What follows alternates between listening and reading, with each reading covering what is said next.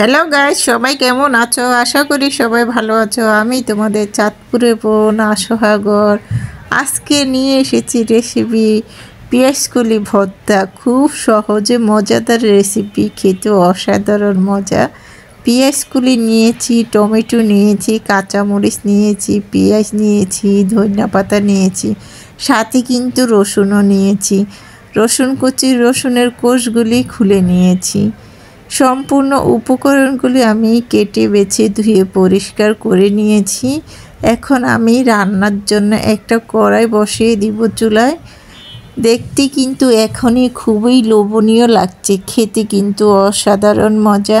কড়াইটা চুলায় বসিয়ে দিয়েছি। এখন দিয়ে দিব সামান্য পরিমাণে একটু তেল। তেল দিলে ভর্তার কালারটা খুব সুন্দর থাকবে। তেলটা দিয়ে টমেটোগুলি আদা করে ফেলে দিয়েছি। এখন আমি চুলায় বসিয়ে দিলাম। একটা টমেটোকে আমি 2 টুকরো করে নিয়েছি। টমেটোগুলি এভাবে দিয়ে ভেজে নেব। দিয়ে দিলাম রসুনের কোষগুলি, দিয়ে দিয়েছি পেঁয়াজ 2টি পেঁয়াজকেও আমি এই 2 টুকরা করে নিয়েছি। একটা পেঁয়াজকে দিয়ে দিলাম কাঁচামরিচ। একটু ঢেকে রান্না করব, তাহলে খুব ভালো করে সিদ্ধ হয়ে গিয়ে যাবে। কিছুক্ষণ ঢেকে রান্না করার পরে ঢাকনাটা তুলে এখন আমি টমেটো কুচিগুলি উল্টিয়ে দিচ্ছি। টমেটোগুলি আমি লাল লাল করে ভেজে নিয়েছি। এতে খুবই মজাদার একটা ফ্লেভার আসবে। একটু উল্টিয়ে পাল্টিয়ে নেড়ে ছেড়ে ভেজে নিচ্ছি কিছুক্ষণ। আবারও 5 মিনিট ঢেকে রান্না করব। 5 মিনিট পরে ঢাকনাটা তুলে আবারও একটু নেড়ে চেড়ে দিব। আর রসুনগুলি খুব সুন্দর ভাজা হয়ে গেছে, তুলে নিচ্ছি।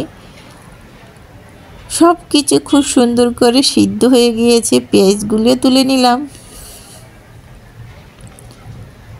এখন টমেটোগুলিও তুলে নিব। টমেটো টুকরোগুলো তুলে নিচ্ছি। মরিচগুলিও তুলে নিব।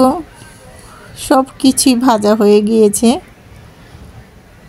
আমি কিন্তু কোনো রকম পানি দিইনি, তেলের মধ্যে ভেজে নিয়েছি। আবারও কড়াইতে বসিয়ে সাদা তেল দিয়েছি।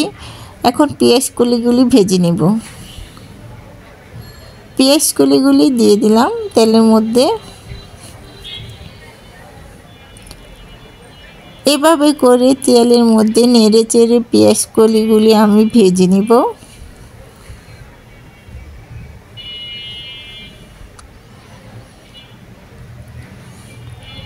পেঁয়াজকলিগুলি ভেজে নিয়েছি, এক সাইডে রেখে দিব। এই তাওয়ার মধ্যে একটু ধনিয়া পাতাগুলিও একটু ভেজে নেব। ধনিয়া পাতাটাকে আমি একটু নেড়ে চেড়ে ভেজে নিচ্ছি। এটা ভাজা একদম সব কিছু উপকরণ ভেজে ভর্তা করব, তাহলে কিন্তু অনেক মজা একটা ফ্লেভার আসবে, খেতে অসাধারণ মজা। আমি ধনিয়া পাতাটাকে তুলে নিয়েছি। পেঁয়াজকলিগুলিও তুলে নিচ্ছি।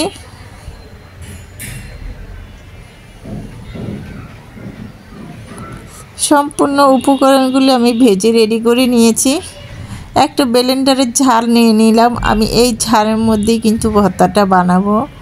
দিয়ে দিলাম সম্পূর্ণ পেঁয়াজকলিগুলি। প্রথমেই টমেটো টুকরোগুলি দিয়ে দিব, রসুনের টুকরোগুলি দিয়ে দিব, পেঁয়াজটা দিয়ে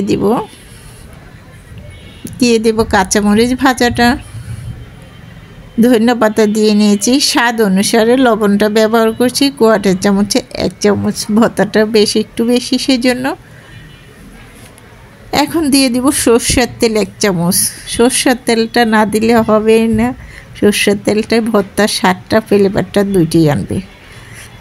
ব্লেন্ডারের ঝাড়ে আমি ভর্তাটা বানিয়ে নিয়ে এসেছি। এখন একটা বাটিতে বেড়ে দেখাচ্ছি কতটা সুন্দর এবং লোভনীয় হয়েছে। যারা ভর্তা পছন্দ করো তারা এভাবে করে খুব সহজে ভর্তা বানিয়ে খেতে পারো। খেতে কিন্তু অসাধারণ মজা।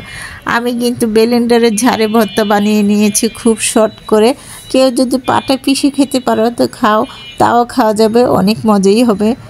আমি ভর্তাগুলি সম্পূর্ণ উপকরণ দিয়ে সব নিয়ে বেটে ব্লেন্ডার করে আমি সাজিয়ে নিয়েছি। খেতে আমার কাছে খুবই ভালো লেগেছে। আমার এই রেসিপিটা দেওয়া থাকবে আমার ইউটিউব চ্যানেলে।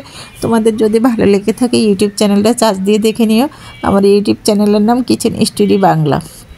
আর আমার এই রেসিপিটা দেওয়া থাকবে আমার ফেসবুক চ্যানেলে। ফেসবুক চ্যানেলের নাম আশু আগর। ওখানে প্লিজ লাইক কমেন্ট ও শেয়ার করে দিও। আল্লাহ হাফিজ।